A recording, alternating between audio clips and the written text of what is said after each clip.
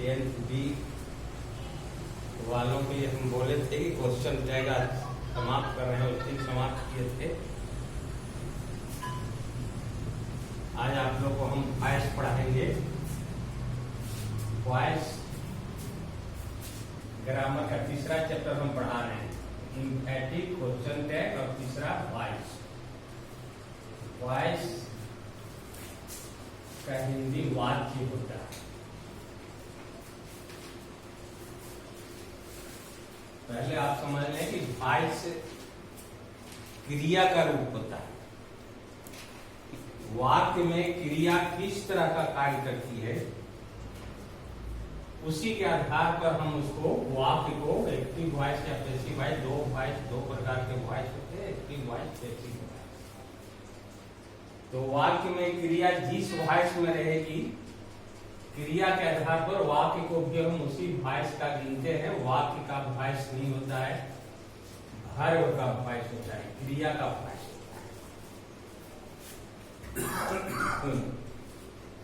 तो किसी वाक्य में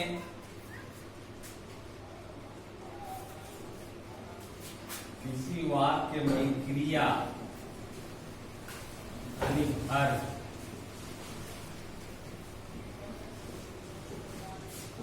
का वह रूप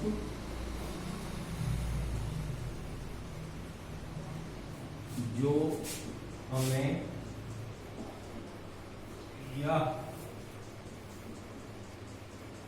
दिखाता है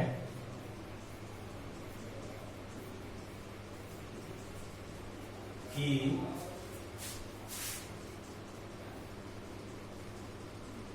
कर्ता यानी कि सब्जेक्ट कुछ करता है या स्वयं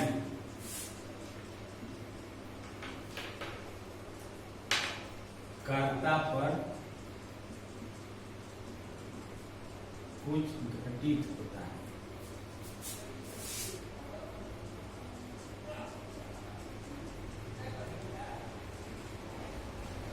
है। उसे वॉइस करते हैं।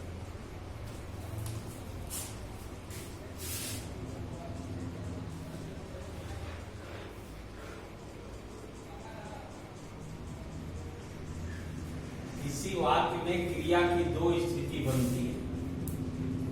या तो क्रिया का संपादन कर्ता द्वारा होता है, यानी कि कर्ता कुछ करता है, या फिर कर्ता कुछ नहीं करता बल्कि कर्ता पर भी कुछ घटित होता है, माने क्रिया का फल पड़ता है।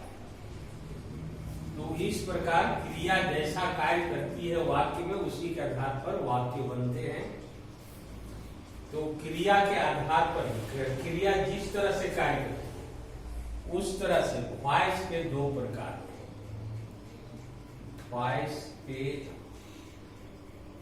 दो भेद या दो प्रकार होते हैं, एक्टिव वॉइस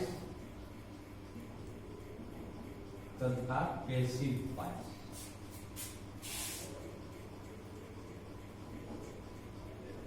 एक्टिव वॉइस तथा पैसिव वॉइस। पहला हम लोग एक्टिव वॉइस शीर्षक बनाते हैं, इसको कहते हैं एक्टिव वॉइस। इसका हिंदी होता है कर्तरी वाच्य। कर्तरी वाच्य या कर्ता प्रधान क्रिया, इसका दूसरा रूप भी कह सकते हैं, कर्ता प्रधान क्रिया। जब क्रिया में कर्ता की प्रधानता हो तो एक्टिव वॉइस, कर्तरी वाच्य।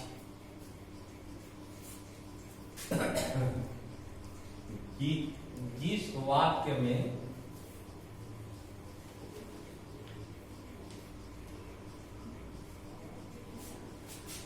क्रिया का संचालन, यहां दिख रहा है इधर, संचालन कर्ता द्वारा होता है उसे एक्टिव वॉइस कहते हैं।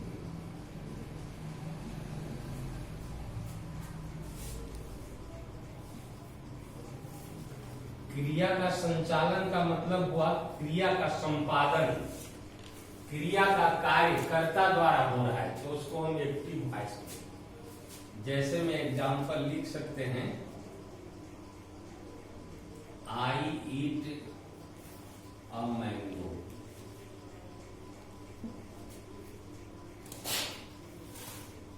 he is singing a song। यहाँ देखिए दो वाक्य दिए हैं, I eat a mango, he is singing a song. यहाँ ईट क्रिया है और यहाँ इज सिंगिंग क्रिया है। तो यहाँ खाने का काम, खाना क्रिया है, खाने का काम आई कर रहा है, यानी कि कर्ता कर रहा है, सब्जेक्ट कर रहा है। इस क्रिया का संपादन कर्ता कर रहा है, माने कि आई कर रहा है। आई ईट अ मैंगो, मैं एक आम खाता हूं। कौन खाता है? तो आई खाता है।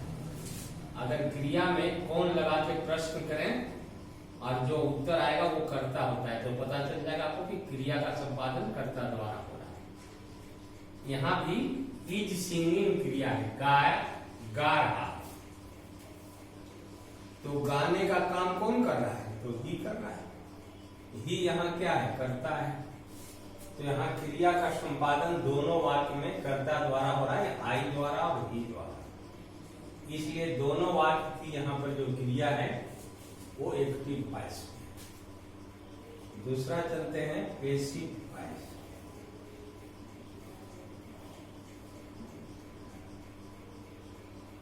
कर्मवाच्य, दूसरे तरह से कर्म प्रधान क्रिया।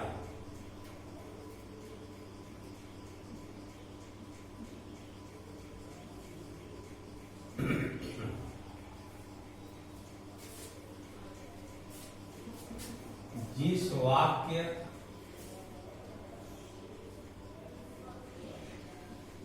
क्रिया का संचालन कर्ता द्वारा न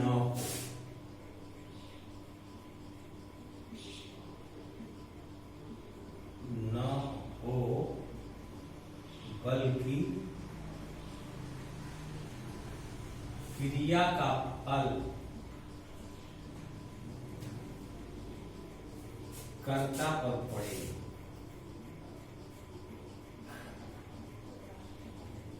तो उसे पैसिव वॉइस करते हैं। वॉइस कहते हैं। जैसे यहां ध्यान दीजिए इसके परिभाषा पर।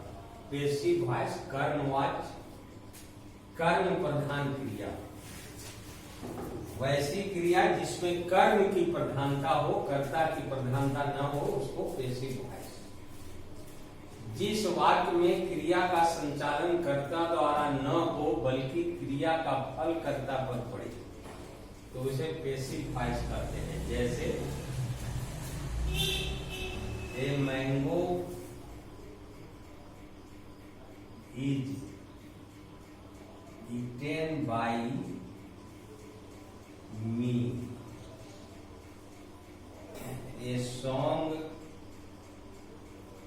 is being sung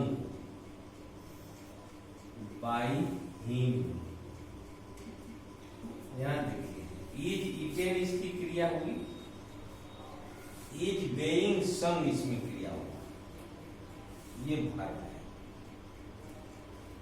is eaten भाग है, खाया जाता है। दोनों वाक्य को ध्यान से देखिए, इज ईटेन क्रिया हुआ और इसमें इज बेइंग सम क्रिया हुई।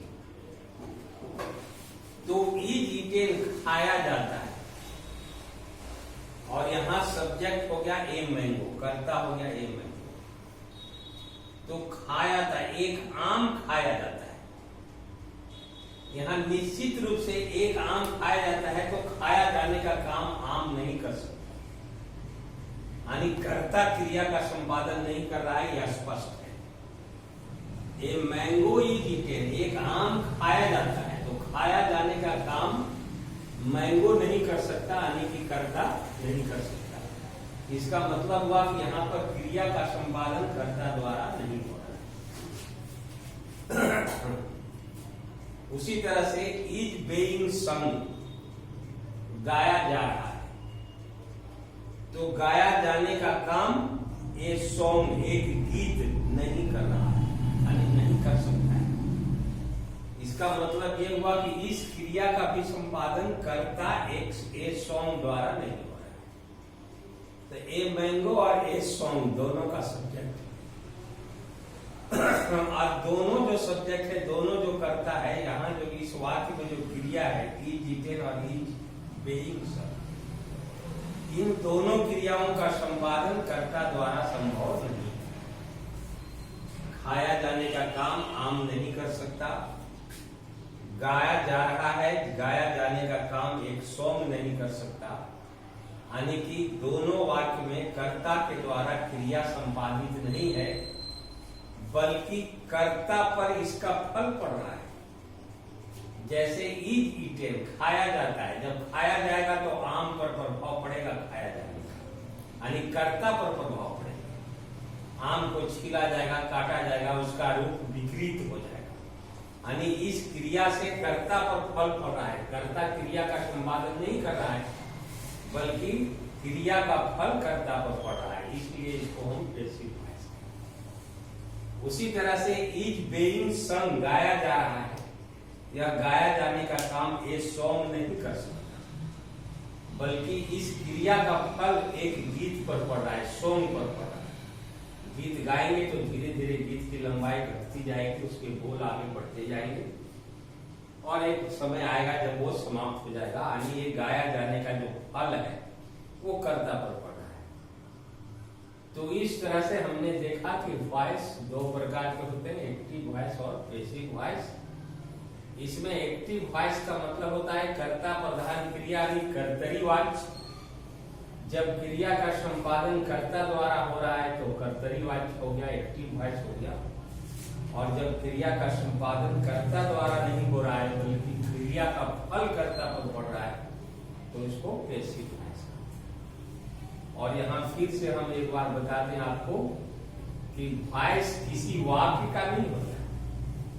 I eat a mango, he is singing a song, इसका हम वॉइस नहीं गिनेंगे, वाक्य का वॉइस नहीं गिनेंगे, क्रिया का वॉइस होता है। क्रिया eat is singing, ये वॉइस इसका होगा। is eaten is being sung, इसका वॉइस कहलाएगा। लेकिन जिस वॉइस में क्रिया होगी, वाक्य को भी हम उसी वॉइस का गिनेंगे। वाक्य का वॉइस नहीं होता है, फिर से समझ लो।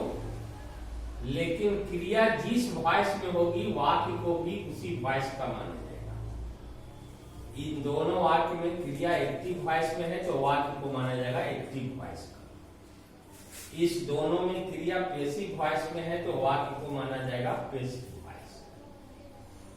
तो इस तरह से क्रिया का वॉइस होता है, वाक्य का नहीं होता।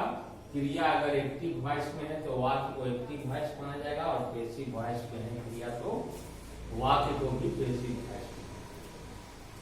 आप इसको उतारना चाहते हैं तो उतारिए, फिर आगे हम चलेंगे वॉइस एक्टिव वॉइस से पैसिव वॉइस में कैसे बदलते हैं हम लोग।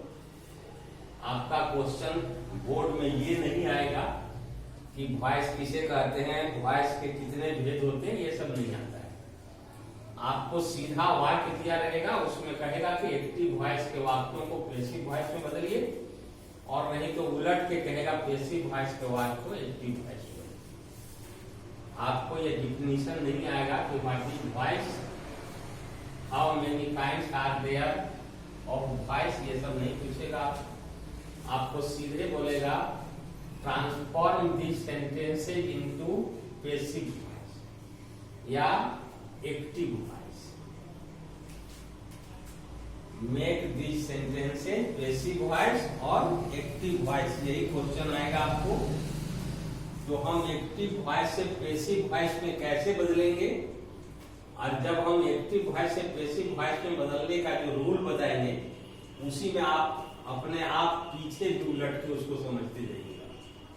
एक्टिव वॉइस से पैसिव वॉइस में बदलेंगे तो पैसिव वॉइस का फिर उलट करके जब क्रिया करेंगे तो एक्टिव वॉइस में आ जाएगी।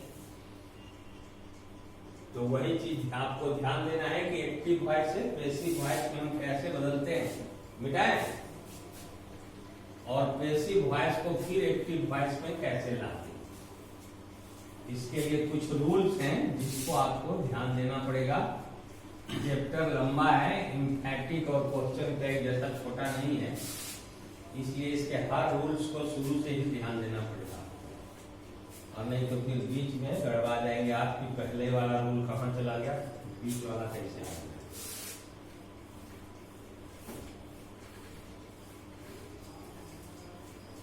अब हम लोग शीर्षक देंगे एक्टिव वॉइस से पैसिव वॉइस में बदलना।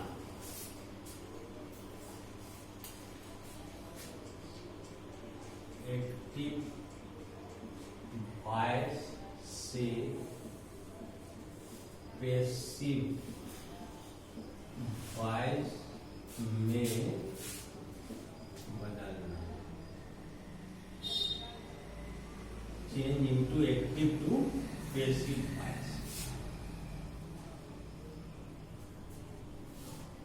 इसमें हम लोग पहला रूल चलते हैं, एक्टिव वॉइस के सब्जेक्ट को पैसिव वॉइस का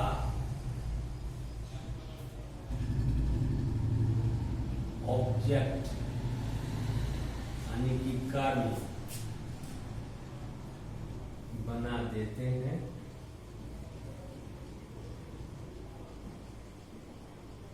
तथा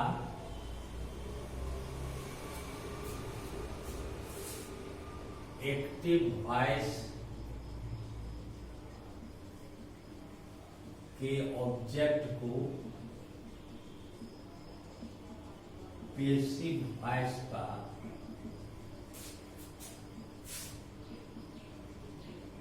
सब्जेक्ट बना देते हैं।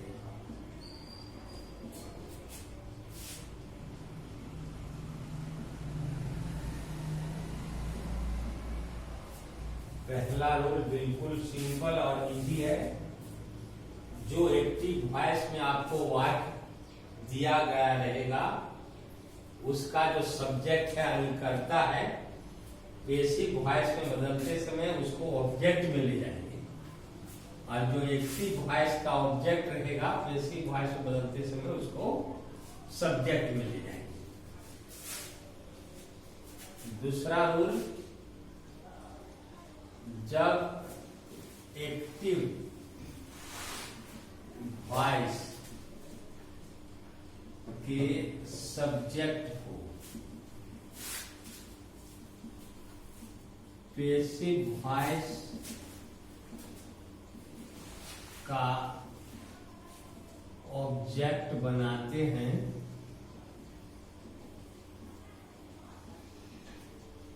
तो उसके पहले बाई का प्रयोग करते हैं।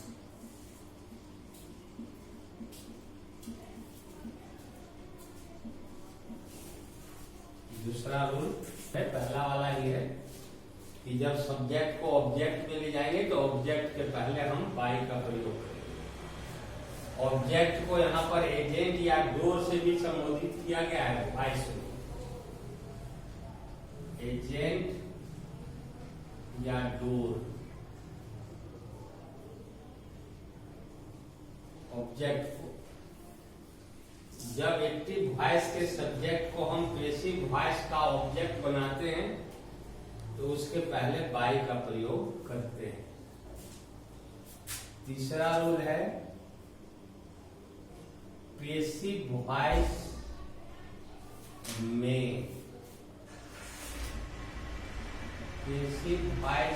हमेशा पास्ट पार्टिसिपल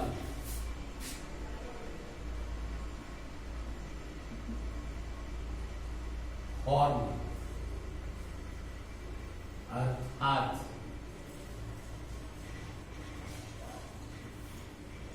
V3 का प्रयोग होता है।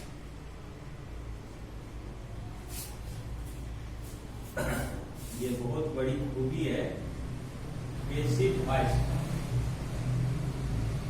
कि पेसिव वॉइस अगर आपने बनाया है या पेसिव वॉइस में क्रिया दी गई है तो उसकी क्रिया हमेशा पास्ट पार्टिसिपल फॉर्म में रहेगी, यानी कि V3 में रहेगी। अगर आपने V3 का प्रयोग नहीं किया तो एक्टिव वॉइस से पेसिव वॉइस में वो नहीं बदला। हमेशा पेसिव वॉइस में V3 का प्रयोग होता है। चौथा, एक्टिव वॉइस से पेसिव वॉइस में बदलते समय टेंस में निम्न प्रकार से परिवर्तन करें।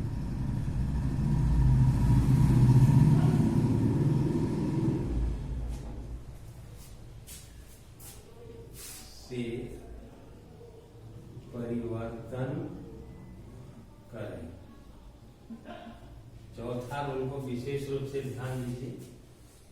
जब आप एक्टिव वॉइस से पेसिव वॉइस में बदलाव करते हैं तो आपको टेंस में परिवर्तन करना होगा, टेंस में बदलाव करना होगा। तो यह बदलाव आप कैसे करेंगे? तो इसके लिए हम रोमन संख्या में 1, 2, चौथा रूल का 12 रूल हम टेंस में रोमन संख्या में चलेंगे।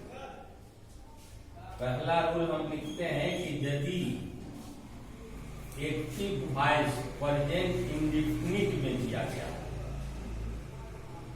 प्रेजेंट इंडेफिनिट टेंस का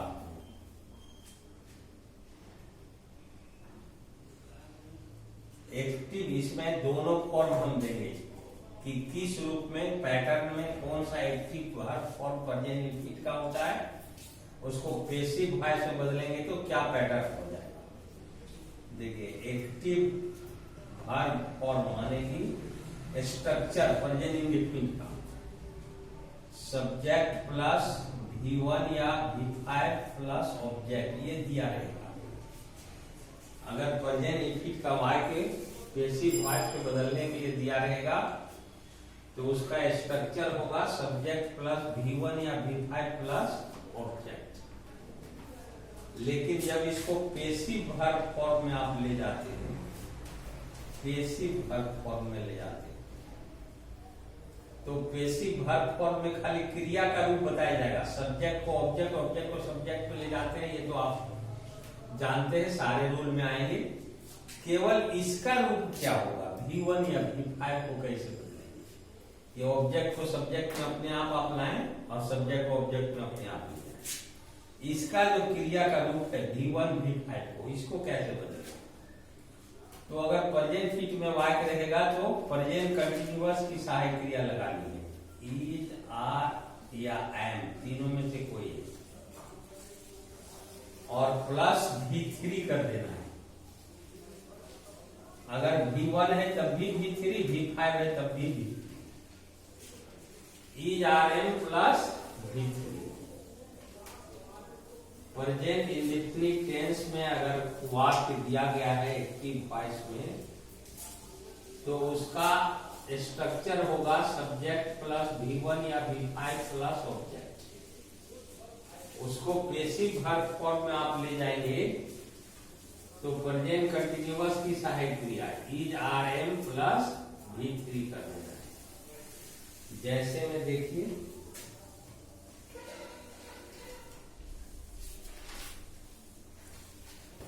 I बाई ए कार, ये एक्टिव वॉइस है। इधर पैसिव वॉइस बना देंगे हम लोग, डी है। She sells eggs,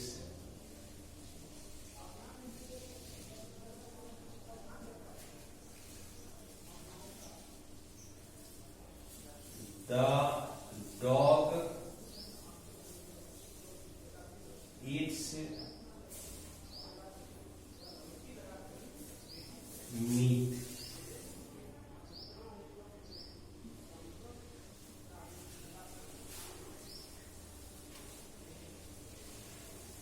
they write letters,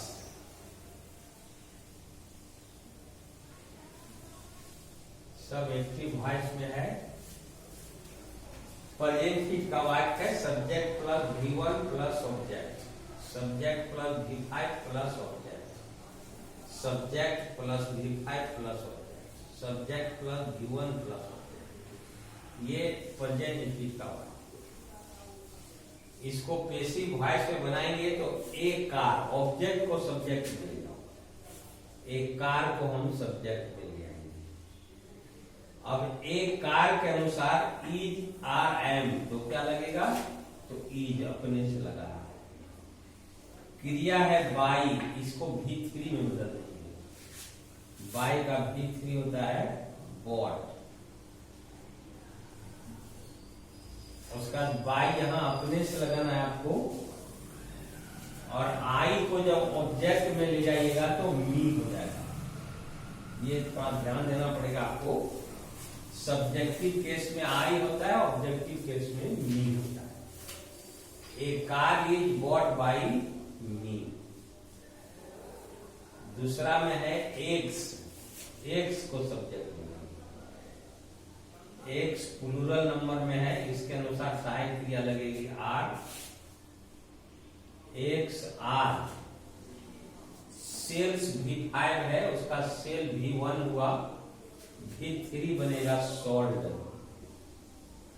x are sold. By लगा के सी को जब ऑब्जेक्ट में ले जाइएगा तो सी का ऑब्जेक्टिव केस होता है her, eggs are sold by are.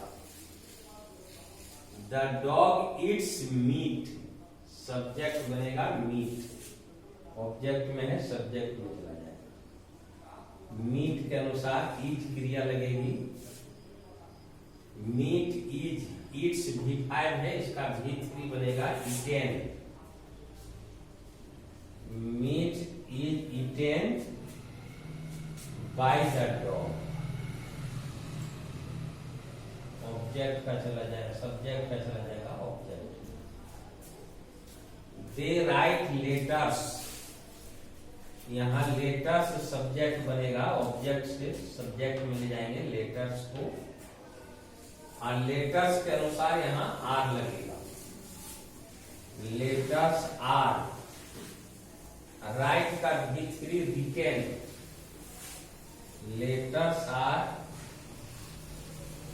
Written by, they subject में है, जब ऑब्जेक्ट में जाएगा तो उसका ऑब्जेक्टिव केस हो जाएगा then.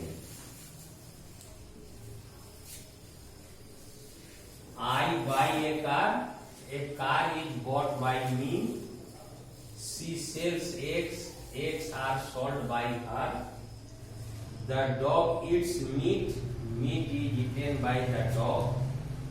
They write letters, letters are written by them। इस तरह से टेंस में परिवर्तन जो करते हैं, चौथा रूल जो है उसमें टेंस का 12 फॉर्म का रूल लिखना है। अभी हम पहला रूल लिखें प्रेजेंट इंडेफिनिट का। अगर एक्टिव वॉइस प्रेजेंट इंडेफिनिट में दिया रहेगा तो उसका स्ट्रक्चर होगा सब्जेक्ट प्लस V1 या V5 प्लस ऑब्जेक्ट। जब उसको पैसिव वर्ब फॉर्म में बदलेंगे तो प्रेजेंट कंटिन्यूअस टेंस की सारी क्रिया एक आगे की इज आर एम, और ये V5 या V1 रहेगा तो उसको V3 में बदलना है। आई बाई ए कार, देखिए प्रेजेंट भी का स्ट्रक्चर है subject plus V1 plus object को हम लोग सब्जेक्ट बना दिए ए कार को, ए कार के अनुसार इज लग गया और बाई का V3 बना दिए बॉट। और जब सब्जेक्ट को ऑब्जेक्ट में ले जाते हैं तो बाई लगा के objective case me, a car is bought by me. She sells eggs, she subject है, सेल्स V5 है, एक्स ऑब्जेक्ट है और ये प्रेजेंट भी का स्ट्रक्चर बताता है। तो ऑब्जेक्ट को हम सब्जेक्ट बना दिए एक्स और एक्स के अनुसार हम सहायक क्रिया लगा दिए आर। सेल्स V5 में है, V3 में ले जाएंगे तो हो जाएगा सोल्ड और बाई लगा के सी जो सब्जेक्ट था उसको ऑब्जेक्ट में ले गए तो हर। The dog eats meat, the dog subject है, ईट्स V5 है और मीट ऑब्जेक्ट है। मीट को सब्जेक्ट बना दिए और मीट के अनुसार ईज हो गया सहायक क्रिया हर। ईट्स V5 है, उसका V3 ईटेन, बाई लगा के द डॉग का the dog. They write letters, यहां सब्जेक्ट है, दे राइट V1 है, लेटर्स ऑब्जेक्ट है। लेटर्स को सब्जेक्ट में ले जाएंगे और लेटर्स के अनुसार आर सहायक क्रिया लगेगा। राइट V1 है, उसको V3 में बदलेंगे रिटेन और बाई लगा करके दे का ऑब्जेक्ट में ले जाएंगे तो दे। तो लेटर्स आर रिटेन बाई दे। ये प्रेजेंट इंडेफिनिट का है। इसी तरह से बारहो टेंस का फॉर्म का स्ट्रक्चर आएगा आपको इस रूल में 4 में। तो पहला रूल अभी हम चले हैं, दूसरा में चलते हैं। हो गया। तो अगले दिन हम लोग अब पढ़ेंगे प्रेजेंट का स्ट्रक्चर आज बताए हैं। कल से हम present continuous, present perfect, present continuous आगे चलते रहेंगे। कल जितना टेंस का हो जाएगा कल स्ट्रक्चर बताएंगे। चलिए ठीक है, कल क्लास आपका